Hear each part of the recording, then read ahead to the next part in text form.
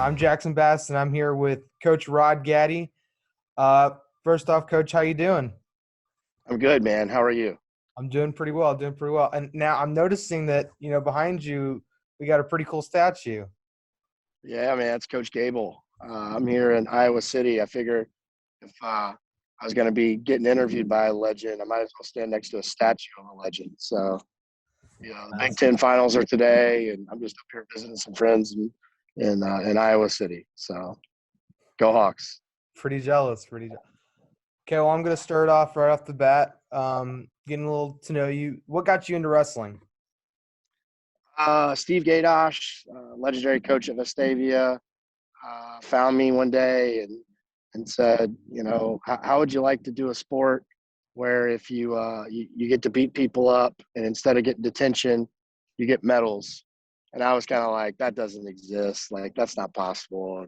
And so he had me come out for the team. We were pretty good back then, and I wasn't. And I remember distinctly my very first day, I wrestled a kid named Chris Huffman, who was a 103 pounder, and he was very skinny and scrawny. And I was like, I'm going to kill this kid. And the coach was like, all right, well, don't hurt him too bad. And he abused me. He put legs in and just beat me up for like it seemed like forever. And I remember like I almost quit. I was like, this sucks. Like, I couldn't move. Like I'm all bloody. And I said, I made a choice. I was like, if I learn all this wrestling stuff, that would be pretty cool. If that scrawny guy can do stuff like that with wrestling, imagine what I could do. It's kind of what I said in my head. Mhm. So I stuck it out and yeah, enjoyed it. And, you got to, work under the legendary Coach Gadosh from Vestavia. What was your high school career like? We were really good. I wasn't. I won state, but I don't know. I was just around so many successful people. I remember my first varsity tournament win. I had a state champ from Georgia in the finals. It was the Fultondale Invitational. Back then, that used to be the toughest tournament in Alabama, and it was really tough. I mean, we were the 6A state champs, and we were there. And Weaver and Fultondale were the top two teams in 1 through 4A, and 5A was Homewood and Athens, and they were both there. And just lots of teams. And this team McGeetron out of Georgia in the 90s was really, really tough. And so they were there. And it was just a really tough tournament. We had like 10 guys in the finals. And I remember Frank Patterson, who was really good. He came up to me and he said, "You're winning this, right?" And I was like, well, maybe, but after he said that, I was like, heck yeah, I'm winning this. And it was just that. It was just the culture of our program. I mean, sometimes, and back then it was harder to start at Vestavia than it was to win state. And so I was like, sure. And so it just made me feel a lot more confident just looking to my left and right and seeing a bunch of guys like Frank or Ramon Owens or Greg Gibby. I mean, all these guys were superstars. Andre Griffith. I mean, these guys were unbelievable. And it just made me feel like, hey, maybe I could be good too. And so we worked really hard, and we were pretty physical back then. And obviously with coach, we had really good technique. And so yeah, I mean, I was lucky. We won 2 state titles when I was wrestling there, and it was a lot of fun. So, you wrestled after high school. What was it like wrestling in college back in the day? It was really hard. I think the main difference between high school and college is even if you're on a really good team like Vestavia, like you have some guys that are just on the team, right? Like you have guys that are going out for a sport. Maybe they start one day, maybe not. I don't know. Probably not. If you're a good program, but in college, everybody wants to wrestle. Like it's crazy. Like, I mean, there's most teams have like 30 to 40 people, and I mean all of them. Like being a state champ was like nothing. Especially from a smaller state like Alabama. And I mean, everybody was just so good, and they were just so much tougher than anything I had really experienced. So it was really, really tough. I was really lucky. I had Mike McCready as a coach. He was a legend, not just here in the state of Iowa, but he represented the U.S. He was the Pan Am champ. He won like 13 senior level national titles. And then Sam Barber was my assistant. He's now a head coach of the Air Force Academy. But those are probably like the two toughest human beings I've ever met. I mean, like everything they do is tough. Like they don't just eat breakfast; they like eat breakfast tough. Like they're just every single thing they did, and it really just showed me how not tough I was. I was soft and cuddly like a teddy bear, and these guys were the genuine thing. They were really really tough, and so everybody. The main difference: everybody's good. Everybody wants to wrestle. Everybody's tough. No one feels sorry for you. There's like you just got to go out and get what you want, and if what you want is worth something, you're probably gonna have to pay something to get it. So it was just different. So, but I enjoyed it. I mean, the guys that I got to get beat up by every day are my friends to this day, like 20 something years later. So And where was that at? Upper Iowa, Hmm. it's in a little town, northeast Iowa, Fayette. When I say little town, it's basically a parking lot with a college in the middle of it. So They're pretty good in Division Two now, aren't they? I think so. I haven't really kept up with them. McCready's not the coach there anymore, and I know Kane Towns went there, and I know T. Adams went there, but their coach was a guy named Heath Grimm. So my coach passed away, and Barber's at Air Force Academy now. So I don't really keep up with the team too much. So, but yeah, I think they're good. I think they do pretty well. Um, so what got you into being a club coach in Alabama?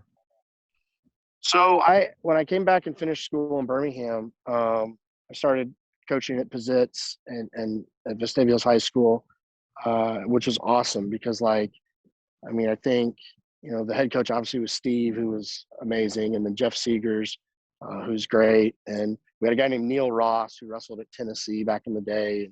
So Jeff wrestled at ODU for a minute, and Steve obviously was a college coach, and so we had like three great coaches that had Division I experience all on one high school team in the middle of Alabama, right? So, and then Malcolm Pruitt was the head middle school coach, and then you had like little peon me, right? And so it was kind of fun, and I had some really really good kids those first couple of years, and I just really enjoyed it. And I remember I was coaching a kid named Andy Roberts his senior year in the state finals, and he won the state tournament. And the kid he wrestled from Hueytown was so much more of an athlete than him.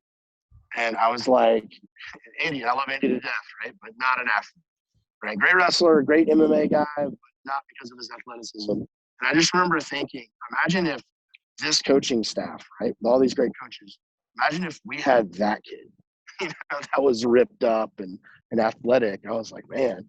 And then after 6 years at Vestavia, I was kind of like, well, maybe I should open a club and give high level coaching access to kids regardless of where they live, right? So, I mean, and that's kind of what it did. And there was a buddy of mine who was coaching at the time in Hoover. He was the Hoover club coach. His name was Shane Bowman. Shane wrestled at Grundy and was a four-time Virginia state champion. He was like an A6 Tiger, first-team All-American, and just a good buddy of mine. And I said, you got all these kids from Hoover, and I've got some of these kids from Vestavia. I was like, why don't we just start a club? And we could coach these kids year-round, and we don't have to worry about the limitations on high school coaches or whatever. And so we raised some money and bought some equipment, took our life savings, and kind of built it from the ground up. We took there's 15 families that we were already kind of working with, and so we went out to them and said, hey, we want to start this, and we need a little bit of capital to start the company, and we'll give you a full year. I mean, kids like Tyler Osborne, my brother Ryan, kids like Forrest Millsap, and Robert Pressler. I know Jim Pressler, being Spain Park guy, right? So Robert Pressler, just people like that. I mean, Tyler Osborne. We went to them and just said, "Hey, what do you think?" Brandon Brindley. He was like 6 years old, and they said sure. So they paid for their first year's membership up front, and that kind of got us capital heavy, and then we just let her rip. That was September 15th, 2002. It's when AWC was started. It was kind of the first club of its kind. There were some it was like an opportunity to do a private lesson here or there with somebody, like me or Shane or Eddie Crocker or something. But there was no real year-round, camp that was, had its own facility. It was doing freestyle, Greco, and folk style. And I remember sitting down with Shane and going, "Hey, what are we gonna do in 6 months when this thing doesn't work? And we go out of business." It's like, I don't know. He's like, "I'll go back to selling insurance." And I was like, "Yeah, maybe I'll go to law school." I don't know. So, I mean, that's just kind of, and we did it for about 15 years. It was a lot of fun. So that's how AWC got started. So, you ran a club for 15 years. You had your decade of dominance. That was my first year wrestling, was the end of that. What are some keys to, your keys to success in running such a fantastic club? Like, we have really good kids, number one. And when I say that, I don't mean they were good wrestlers. Most of the kids that came to us weren't good. That's why they came to us. I mean, the names that I just mentioned, Tyler Osborne, Forrest Millsap, Ryan Hagan, Brandon Brindley, those kids, Seth Garvin, right? Those kids were really good. Like, if those kids had never met me, they would have been really, really good, right? And so, but that wasn't the standard. Usually kids were coming to AWC because they weren't good, right? So we had kids like Stephen West and his brother Tanner, and they sucked. These were kids that never even like won a single tournament before they came to AWC, like, at all, like youth, middle school, anything. And Robert Dyer and Jeffrey Bastani, they were terrible. And but they were good kids. Robert Dyer on paper, he's got a club foot.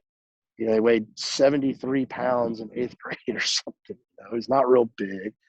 And, he's not athletic. He was somehow scrawny and fat at the same time. I don't even know how you do that, right? But man, the kid's really smart.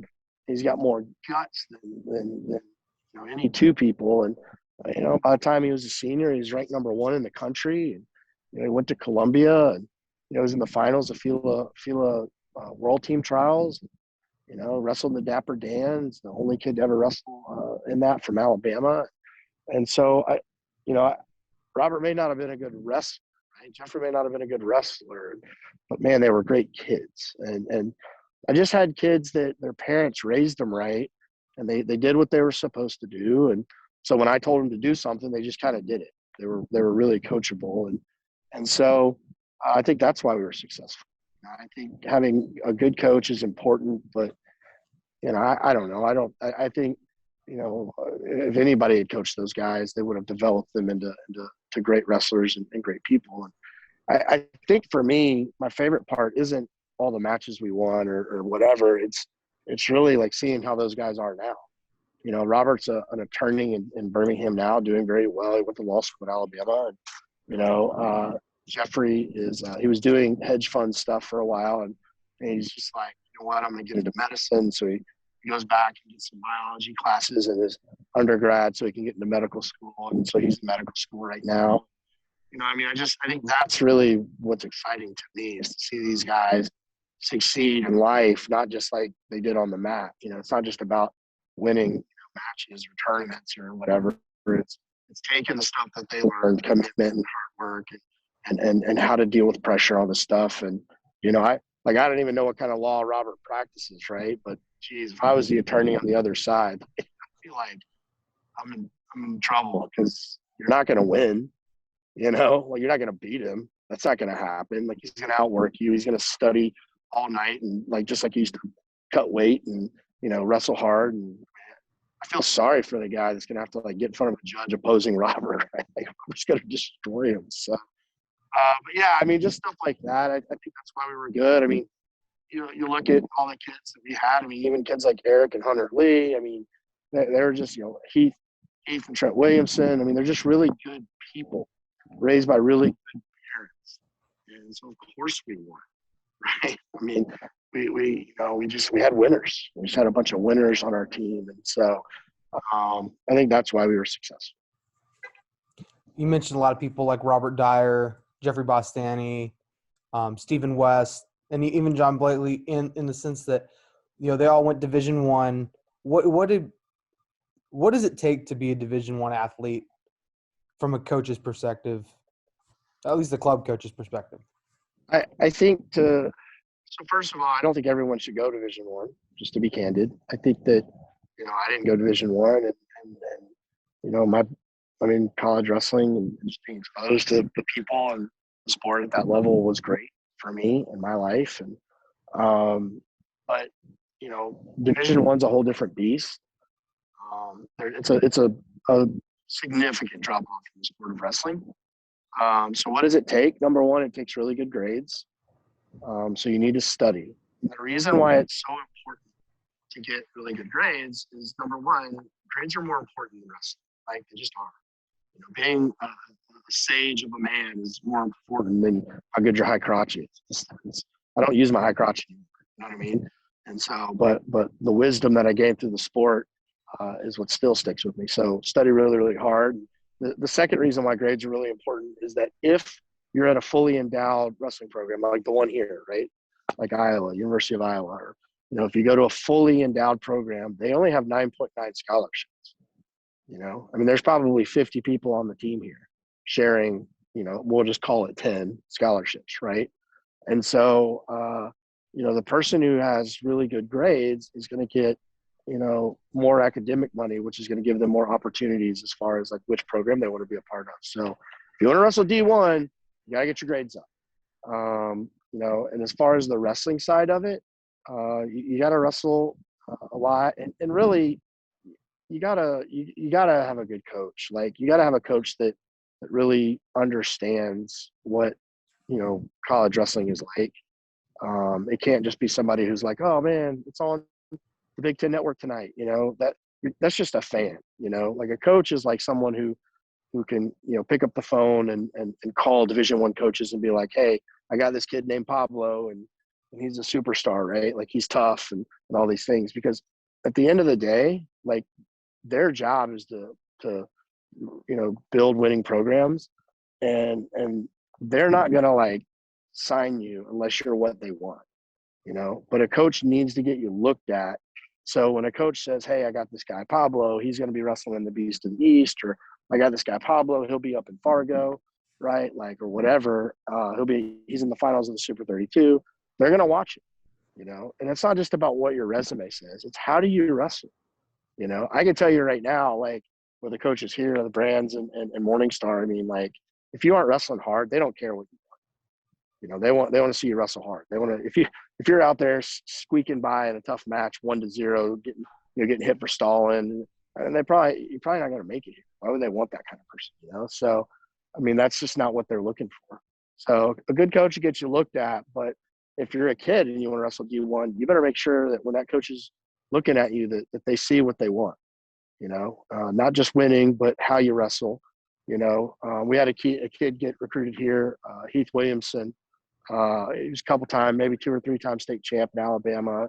He lost to like some really good kids over the years, and Dom Latona and KJ, and I think that's it. I think like maybe he lost to those 2 guys a couple of times, and he beat some really good kids. And he went 5-2 at the Super 32. It was in a pretty tough weight, didn't place, but Coach Morningstar here at Iowa liked him. He's like, man, you wrestle really hard. You're very, very physical. And it was funny because, when he talked to him, he was kind of like, Heath was like, I didn't do very well, and he's like, I thought you wrestled really hard. You ran back to the circle, you beat your guy back to the center every time. That's the stuff that really matters, because when you get to a Division I program, like, they don't have time to fix that stuff. That's stuff that should have been fixed a long time ago, like in middle school or whatever. So, yeah, I would just say that. I would just say make sure that, you got to wrestle year round. You need to be doing freestyle and Greco, right? And I don't mean just like the 4 or 5 tournaments in Alabama. You need to be going to Georgia consistently.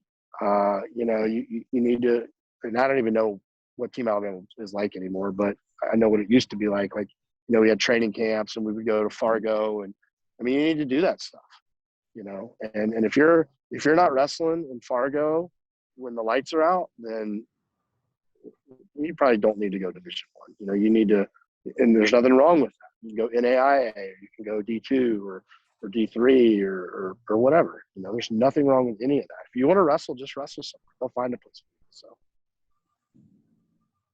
Now we talked about clubs. You're not a club coach in Alabama anymore. Are there any clubs that impress you in the state anymore? I'm not really involved enough to really say that. I mean, I'm sure Warriors still has a lot of stuff going on. I don't know. I think someone was telling me the other day that Oliver might be running the Vestavia Wrestling Club. I just really don't keep up with it. I remember him. I remember him when he wrestled for Christian Brothers in high school in Memphis. He won Fargo. I remember him. A buddy of mine was coaching him in Fargo, and he beat, I think, Thorne in the finals of Fargo Tech and hurt him. So he was really, really tough. Wrestled Division I at Indiana. So I mean, I don't know him personally, but I mean that's great access to a Division I guy. And so if you're wanting to go Division I, well, there's a guy who's done it, right? So I would go work out with that guy. I mean, in my opinion, obviously I'm biased. I think Tanner Moon's probably the most talented coach in Alabama right now. I mean, there's nobody that's coaching in Alabama that has his prep resume. I mean, he was a 4-time Fargo Place winner. He's the first guy to make the finals. He kind of really, got that whole thing kicked off back in I think it was 2006 or whatever. So really made kids believe hey, I could do this. And, so I think he's at Hoover maybe. He's doing skull and crossbones. I mean, if my boys came to me and were like, hey, Dad, we want to get back into wrestling or whatever, and I'd be like, okay. The first person I would call is probably Tanner. And he's got a good temperament too. He works hard, I'm sure. And I mean, I'm sure he can still roll and beat people up if he wants to. He's a good guy. He's really laid back and really cares about his guys. I know one of his guys, Cam Tipton, won state this year. And, Tanner's the kind of guy, that's not just one of his wrestlers. His soul is out there on the mat, and so, yeah, I think those guys do a good job. I think somebody said that maybe Warrior had a guy come in from Bloomsburg, maybe. I don't really remember.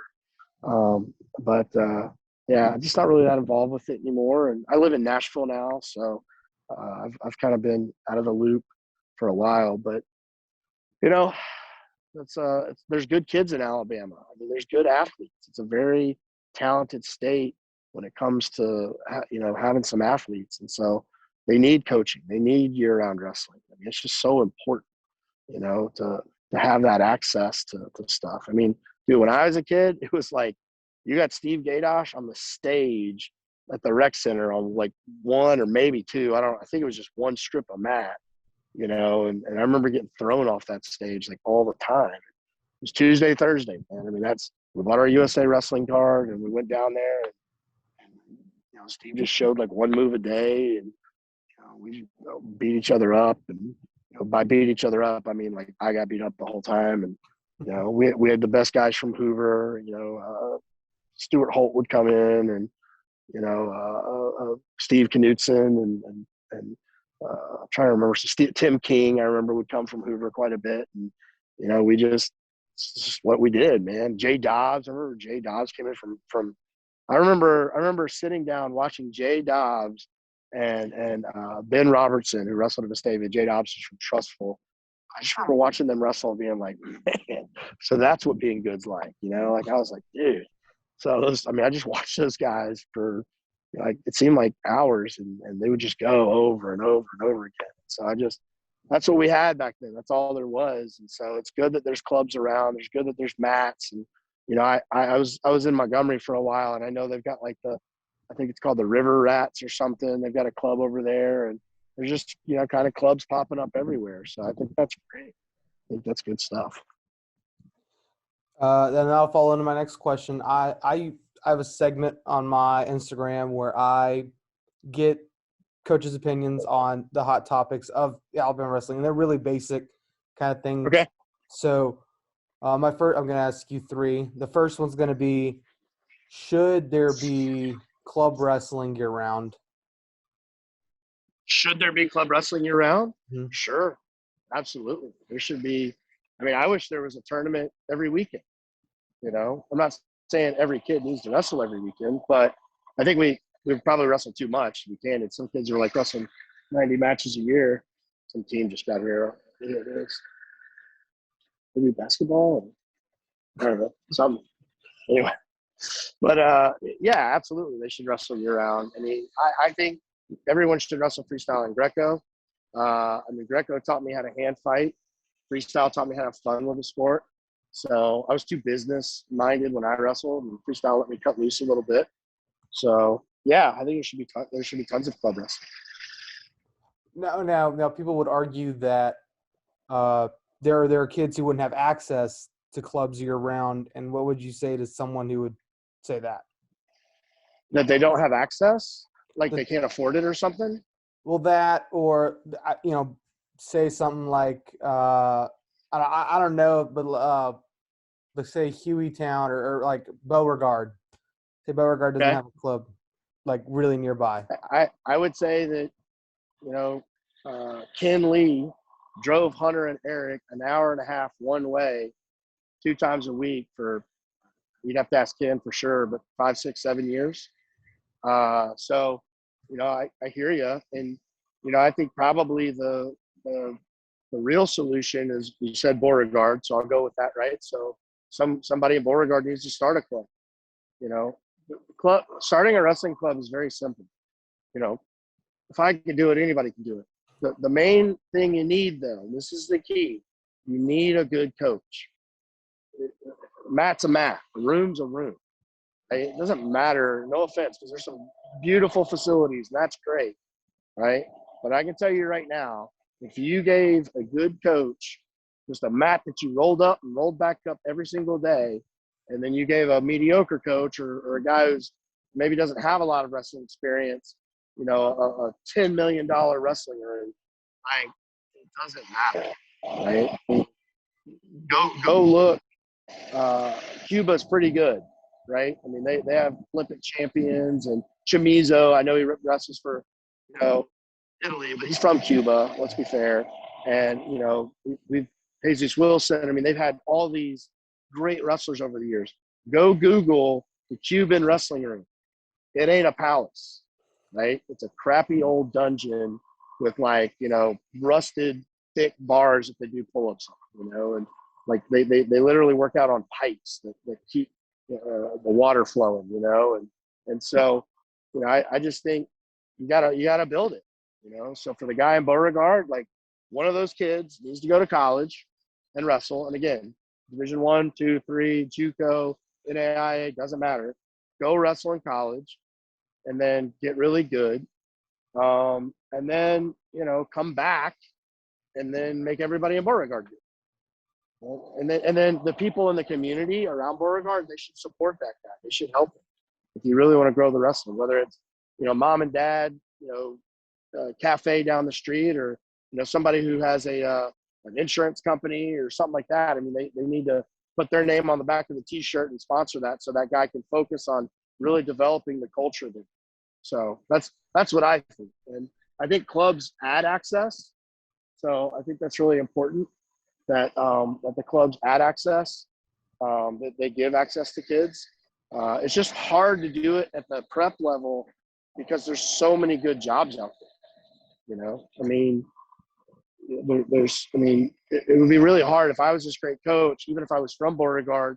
It would be really, really hard for me to take a job coaching at Beauregard if Vestavia called and offered me a job, or Hoover called and offered me a job. So I think clubs kind of a way you can just kind of get around that and just kind of help your community. And then my next question is going to be, should Alabama wrestling be one division, or should it be multiple divisions? And if so, which divisions be cut? I think it should be 100%. I mean, I think I don't have the exact data, right? But there's 120 schools total, something like that. And some of those teams have half teams, they don't even have full teams, right? So, we'll just say 120. I mean, if you're going to place 8, right, you're basically placing, out of 120, you're still placing 10% of the population. And so I think competitively speaking, it would be beneficial if it was one division. There's, and this is no disrespect to anybody. If you win state, you deserve it. Congratulations. But, how many people really won their division and then beat the guy in the other division and beat the other guy in the other. So, I mean, that should be the thing. We should find that out. We kind of did some of that with Battle of the Best and back in the day. And, I think obviously there's an advantage to having a bigger school to choose from. And, as far as the team race goes, obviously, the bigger school is going to have probably a little more buying power when it comes to, picking a coach. So I understand why there are divisions. But at the end of the day, it doesn't matter if you're 100, 113 pounds. Who cares how many kids go to your school? Out there on that mat, it's you and the other guy that weighs 113 pounds. So I was lucky enough to help out at Tallahassee last year. We had a guy named Zach Haynes who won our state tournament, and you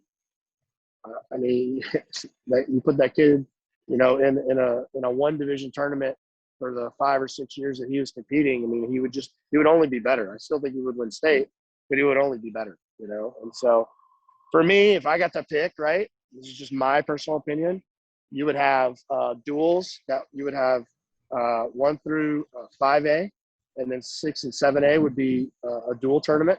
You'd have 2 of those, and then the individual tournament you would just have 1.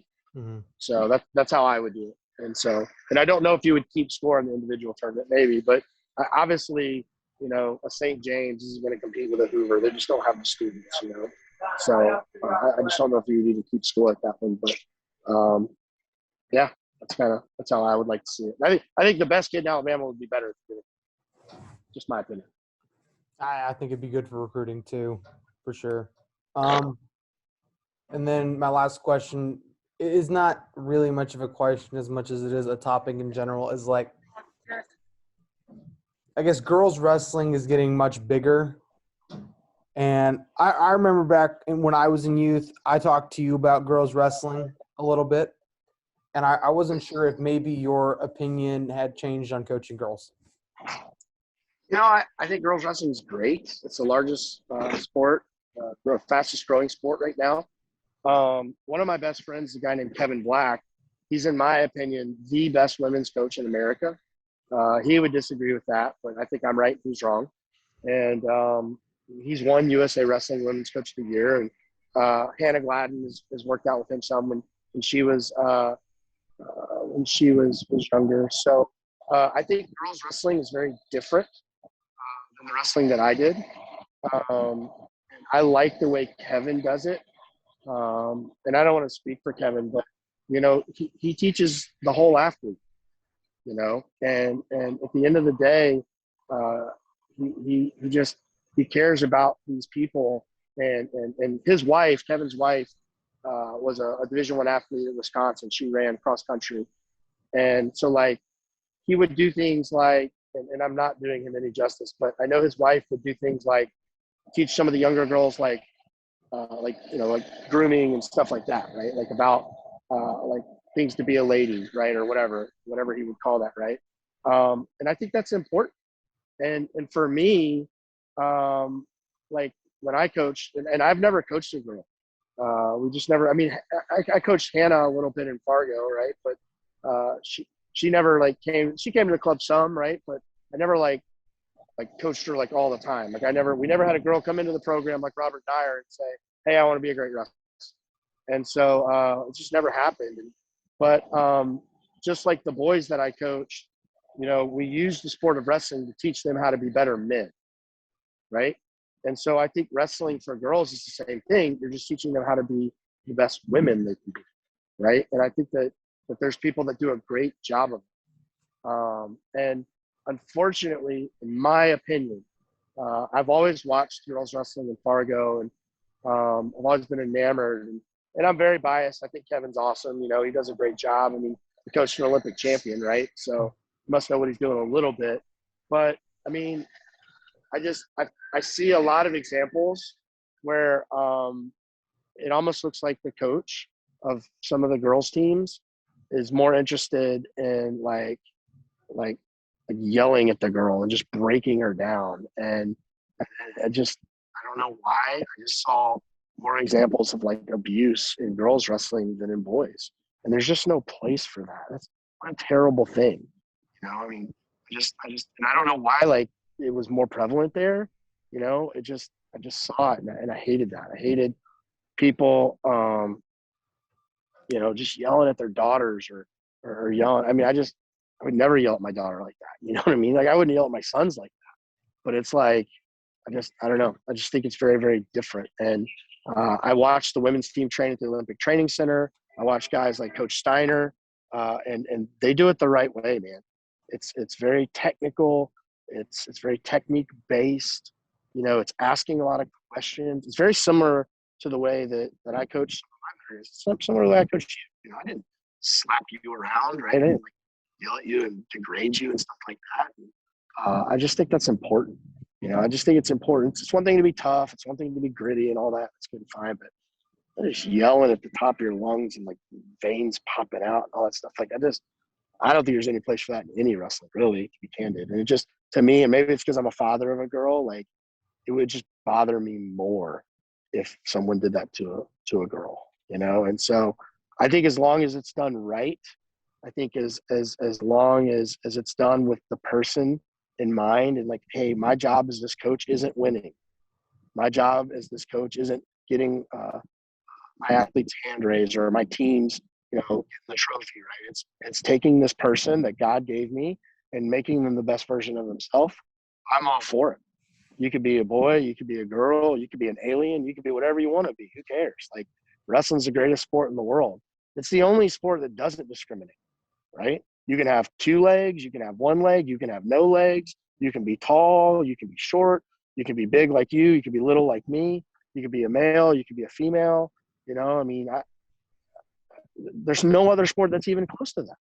And I just think that's what's so great. And so I'm glad to see that. I saw it. They had the first state tournament in Alabama, and so I think that's great. There's some really good people involved. I know TJ's involved, and that guy's gonna give everything he's got to whatever he does.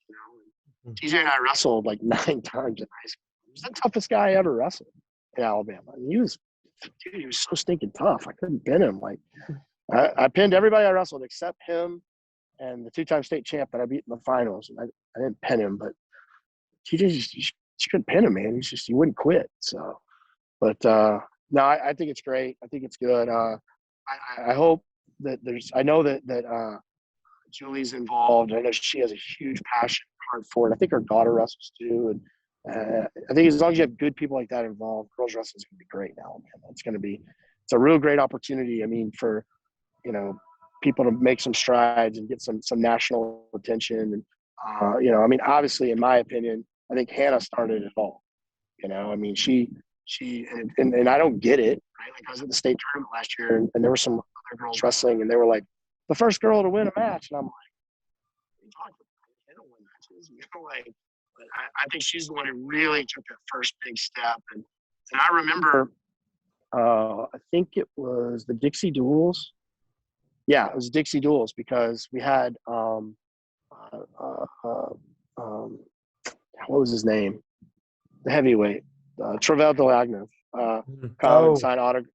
Yeah, come and sign autographs, and it was cool because, like, he's a great guy, right? He's obviously, a world team member and placed, I think, 3rd in the worlds. But it was great for him to speak and to talk about wrestling and his beliefs and things like that, and then sign autographs and hang out with the kids.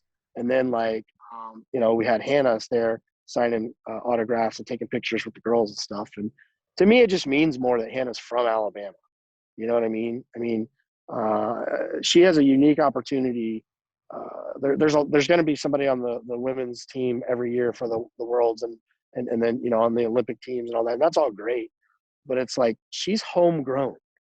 I mean, she's from Alabama, so it's always going to mean more, in my opinion, what she does as far as getting things done. So I think that's great for wrestling. I think it's a great opportunity to grow the numbers and to grow. Gets a lot of really good positive attention right now. So I think that's great for the sport, and such a sport, a state that's so heavy in football only, right? And like, I think this is great. So. And then I've got one more question for you. And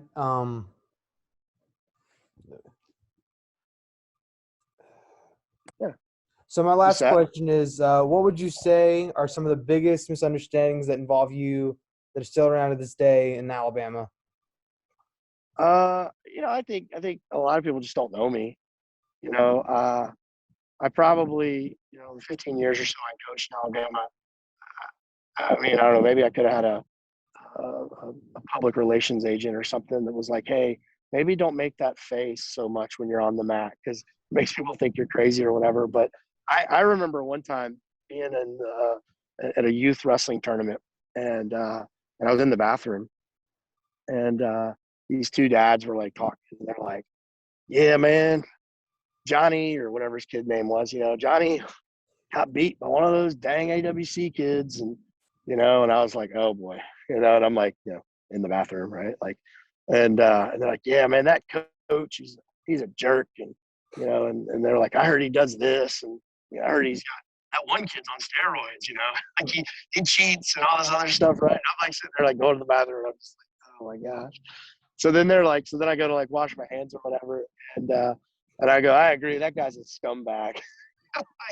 They're like, they didn't even know it was me, right? Like they were like, yeah, they're like agreeing with me. And so, I don't know. I was real intense. I mean, I asked a lot out of my kids. You know that. You wrestled for me, and I asked everything out of them. That's all I wanted. You don't have to be good, but whatever you are, you got to give me everything you got. And in return, I gave my kids everything. And sometimes that meant having difficult conversations, right? I remember your first year, obviously you were new to the sport. You weren't good, right?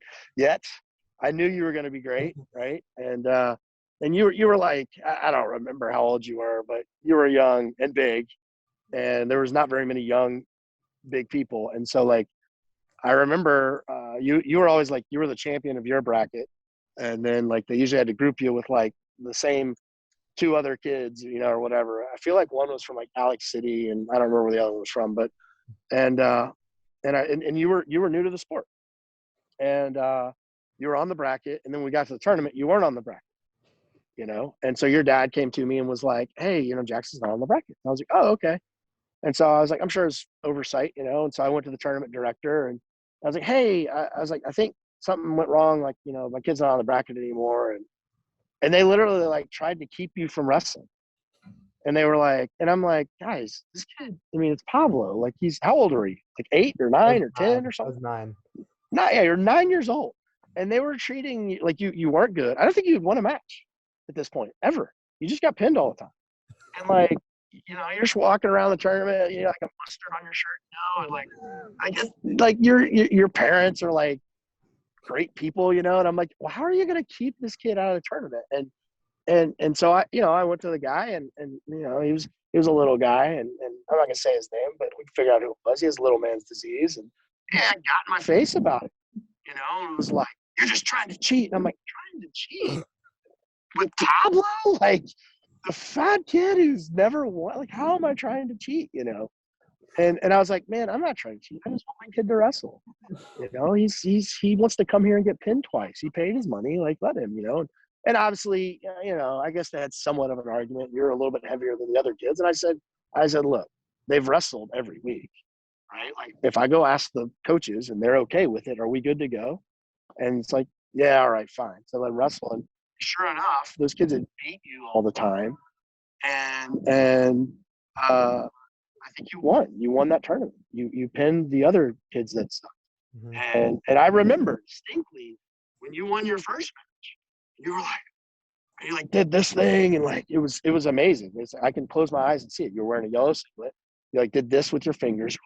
You're like, oh, and you tell me, did that moment change your life? Yeah, for sure. Winning that 100%. tournament was awesome. It was that you were 9 years old. Like, so, at the end of the day, if I had to go have a difficult conversation with a guy who I don't like anyway, so that your life could be better, no problem. I do it all again for every time. Obviously people disagree, and that's why you have boards and things like that. But one thing that nobody can say about me is I never knew where he stood. It was never like, Rod just needs to be a straight shooter and come out and tell us how he feels. right? So I was always very upfront with people. I told them what I thought. I didn't really care about their opinion of it. For some reason I kept finding myself getting in these elections and stuff, which I hated. Dawson Pratt stepped down as chairman and then wanted me to be chairman, and I was no, I want to be the chairman of the state. Like, that's just not me, But I did it. And it was fun. But now to answer your question, I just think a lot of people don't know me, and it's real easy to look from really far away in a situation that you don't know anything about, and it's intense like wrestling, and just be like, well, that guy's mean or that guy's this or whatever. But ask my kids what they think. Ask their parents what they think. Robert Dyer sent me probably I don't know where any of my trophies are, right? I don't know where any of my rings or I couldn't care less. I don't even know where like my personal stuff is. Like, I think my mom has it, maybe. I don't know. And so I can tell you right now, my number one favorite award that I've ever gotten was I got an email from Robert Dyer. He said, "Hey man," he said, "I want you to proofread my personal statement." And it's like an essay that you write to get into law school. And I'm thinking, why does he want me to proofread it? Like, I'm terrible at school and stuff, And I read it, and it was titled "The Haze in the Barn," and he's talking about me. He's talking about how he was studying to take the LSAT to get into law school, and he was anxious. And, he's in New York City, and usually he would listen to music, but he was like, today, he's like, I didn't listen to music. He said, I knew I was going in for this test, and I was a little anxious. He said, I just could keep hearing my wrestling coach say, the haze in the barn, the haze in the barn. Right? Now all you got to do is go eat. So, Robert took a year off after undergrad at Columbia and studied his brains out and took some really good internships, and he knew he was ready. And I don't remember exactly how well he did, and I hope I don't get it wrong, but I think he was in like the 98th percentile. He got into Alabama Law School essentially for free, which is a top 25 law school. He got into some other amazing law schools. And so to me, that's the most valuable thing, right? That's the fact that Robert Dyer, who's an amazing human being, felt like I contributed to his success, right? So yeah, I don't know. I mean, Robert won a couple state titles, couple-time All-American, all those things, right? That's all good and fine. But the fact that he's a successful lawyer and he's going to have his own family one day, and his kids are never going to want for anything. Why? Because the hay's in the barn. So that's what I was trying to do. And some people were involved in that, and some people weren't. People have their various opinions about it, and it's whatever. People can think whatever they want. So doesn't really matter. So I think that's probably the biggest misunderstanding. It's funny because I can't tell you how many people that don't know me will get to know me, and then they'll be like, "Dude, you're totally different than I thought you were. Like you're like you kind of like, you go to church and stuff. Like you're kind of a good guy." And I'm like, "Oh, well, easy. Don't get carried away." Yeah, probably not the horned demon that you may have heard about. So I don't know who that guy is, but probably just getting me and my brother confused. He's the bad one. So, but no, that would be it, man. I guess that's it. If there was any type of whatever, people don't understand me or whatever, that would be it, I would think. So when I got started back in 2002 with AWC, we did a really good job of like raising capital and getting people involved. We had bought everything and got our space and all that. And it's pretty cool. Like Terry Brands, if you watch like Nelson Brands, who's wrestling Big Tens today, Terry Brands came down for our grand opening, and Nelson was in diapers. So you can argue that Nelson Brands was the first ever AWC kid. But it was pretty cool. We got our grand opening, but like the day before, there was this karate dojo in Vestavia, not far from my house. And I was, that guy's been open for. So maybe I should go ask that guy for some advice. Maybe he can give me some tips. Because I know some wrestling, but I never really run a club before. And this guy has been teaching karate, which isn't even a sport in our state, right? Like for 20 years plus maybe. And so I went in and I introduced myself, told him who I was, and I was young. I was like 25, and I was like super, young and cocky or whatever. And And I met with this old man, and he was gracious enough to sit down with me. And I told him what we were doing. I told him how we built this club. It's going to be kind of the first one of its kind. And I said, hey, and I know you've done this for a long time and you're very successful. I was like, you got any advice for me? And this old man goes, go home, look in the mirror, and ask yourself, do you really have anything to offer kids? And I was like, do I have anything to offer? Like, I was like, bro, like I'm a state champ. Like I wrestled in college. Like I was on the Olympic ladder. Like, it's like, I'm not wearing my ring right now, but I have 6 of them, like I was like, bro, do I have any, like I'm the man, like, but seriously, other than that, do you have any advice to give me? And the guy was like, go home, look in the mirror and ask yourself, do I really have anything to offer these kids? And I was like mad. I was like, look, old man, like I will take you in your dojo and show you what I have to offer, And I was a little dejected, man. I kind of was because I was young and cocky and stuff.